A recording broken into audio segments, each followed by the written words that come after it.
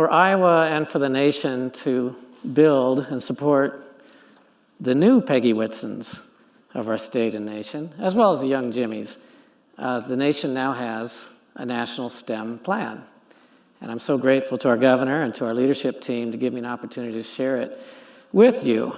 It has a lot of Iowa in it, and I think it may provide a roadmap for where Iowa and the other states, for that matter, and the nation may go from here. It debuted December the 4th. I guess I don't need that mic, do I? December the 4th, 2018. So it's still pretty fresh off the printer. In fact, not many got printed, so it's fresh in PDF form, and it's just beginning to manifest in state, corporate, philanthropic, policy, federal worlds. But I do want to share with you that it has Iowa's fingerprint all over it, no surprise. The invitation to represent Iowa in leading the development of a national STEM plan was an incredible honor, and I most definitely took the wisdom accumulated from a lot of people in this room to shape the federal STEM plans, so you can all take credit, and I think it'll be credit by the time I walk through it, with how this plan turned out. And toward the end of my 9 minutes or so, I'm going to share with you some of the effect that it's having across the nation, so that the pebble you've tossed into the pond of STEM is definitely rippling across the nation in some regards around the world.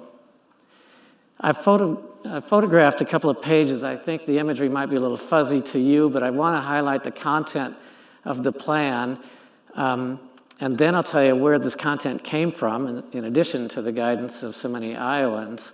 But the content of the plan swirls around three overarching goals. I can't tell you how happy, pleased, honored, humbled, grateful I was that the designers of the plan with whom I worked embraced three overarching goals: that we produce a STEM literate American population. This nation, I'm not telling you anything new, has been and will be so much stronger if all of its citizens are STEM literate. The second goal that wouldn't surprise any of us, and again, I was so grateful that the design team felt the same, is that we've got to amplify and prioritize the diversity, inclusion, and equity in the STEM mission of the nation. And the third goal, interwoven throughout the entire document, is very much Iowa's goal too: preparation of tomorrow's workforce as part of the STEM crusade. Organizationally speaking, I don't want to get too into the weeds with the document. I'll give you the download site in just a second, but it's carved into 4 pathways. Each of those 4 pathways made up of 3 or 4 objectives or priorities for what the STEM community could and should do more to usher STEM forward the next 5 years.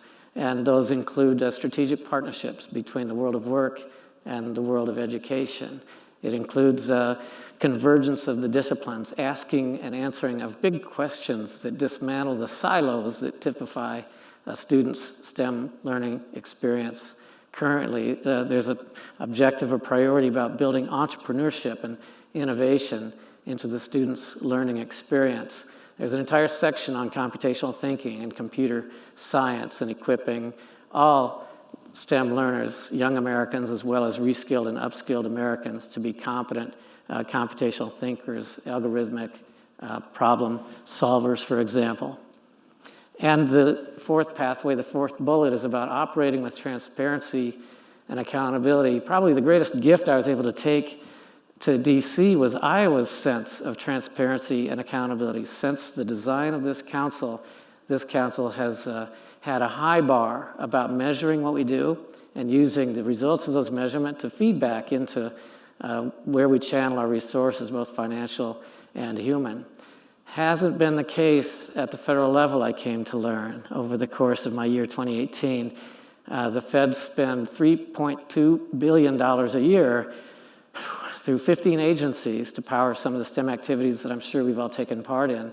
Of that $3.2 billion in STEM activity across 15 agencies, roughly a third gets evaluated. So I came out from our experience to say, oh my goodness, there ought to be no dollar spent that isn't measured for effect. What are we doing? So it was really nice to be able to build that aspect into the federal plan as a legacy to Iowa. So that's kind of the guts of the plan. I don't expect this slide to make much sense, but I put it up there for a sense of impact. Over the course of January 2018, having been successfully loaned to DC in late December of 2017, the ball really got rolling by January. And between January of 18 and June of 18, these were some of the leaders and leadership groups I was very fortunate to meet with.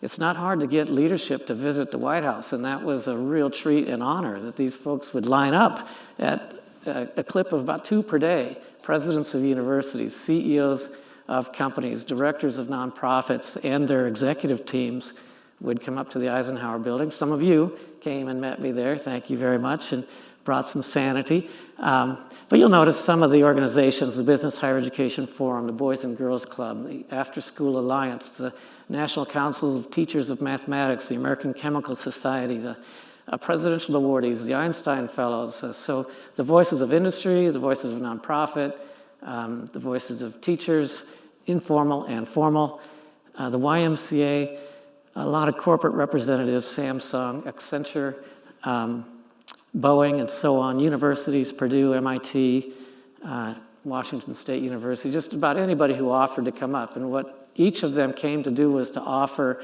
what they think should be a priority for the nation in STEM moving forward. All of that was collapsed into a top 10 list, more or less, if you're familiar with the old David Letterman shows, the top 10. And this all began to accrete into a top 10 that became those 3 goals and those priority objectives. So the federal agencies over to your far left, very much involved in this process as well, and 3 White House initiatives that are ongoing. The White House Initiative on Asian Americans and Pacific Islanders, Excellence for Hispanic America, and the historically black colleges and universities. Every imaginable voice was listened to and incorporated. So in addition to the channeling of the Iowa wisdom, this is very much a consensus document. It's barely partisan by any stretch. It's a consensus viewpoint of the most broad sector STEM community input into what this nation should be doing in terms of preparing ourselves for the future of STEM. This is a photograph of the Navy steps outside the West Wing at the Eisenhower building. And we held the first of its kind ever, much in the spirit of Iowa, a White House State Federal STEM Summit. And that was a criteria, an expectation prior to our being able to accept the invitation was, would they allow us to conduct such a convening at the federal level? And they said, okay, and this is it. It was an amazing result that all 50 states sent representatives to this thing. I wouldn't have guessed that was going to happen, but in fact, it became kind of a peer pressure thing. All 50 governors got an invitation to send a business person, an education leader, and a policy expert. And they did, and this is most of them gathered on that stairway last June. And they spent a day and a half with us weighing in on this accumulating David Letterman list of priorities. There were 3 Iowans there. Do you see that little red circle? That's Mr. Pat Barnes. And there's another Iowan over there. I think that's Cindy Dietz and Sarah Derry. There's Sarah. And there's Cindy. Several other Iowans came along later in the night and into the next day. But that was our Iowa contingent, and I'm grateful that you all came out and shared your wisdom. This is just a few snapshots. As a result of all those meetings and all these contacts across the nation, folks have been very generous to share how it's going and their input and their opinions about it. So I'm graciously on the receiving end of a lot of notes about what's happening in Michigan and Utah and Google, for that matter, and some other folks that are trying to advance this thing. Great compliment from Peter McLaren, lead author of the Next Generation Science Standards, to be able to acknowledge that the process used here was an open, transparent, and dispersed ownership model. A note from John Lowe, I came to know well from Accenture Federal, weighing in on the long-term impact that's hopeful from this document. James Brown of the respected STEM Coalition, it meant a lot for James to send a note deciding that this is exactly what the country was going to need. And Richard Miller of Olin College, former Iowan, by the way, at the University of Iowa College of Engineering, up at Olin now with the expectation that all of America has a stake in this plan. So that's kind of the long and short of it. Oh, I have gone a minute over. if you want to get your hands on it, it's only 37 pages. We took great pains to keep it tight, punchy, relevant, and targeted with actions. And it's downloadable as a PDF. It's the first thing that pops up if you Google America's Strategy for STEM, or if you Google Federal STEM Plan. I want to invite the council in particular, and of course all of the stakeholders of Iowa STEM, to breeze through it. I think there's some areas that we could really continue to set the bar and prioritize and set an example for the nation with regard to mathematics education and digital platforms for learning and computational thinking.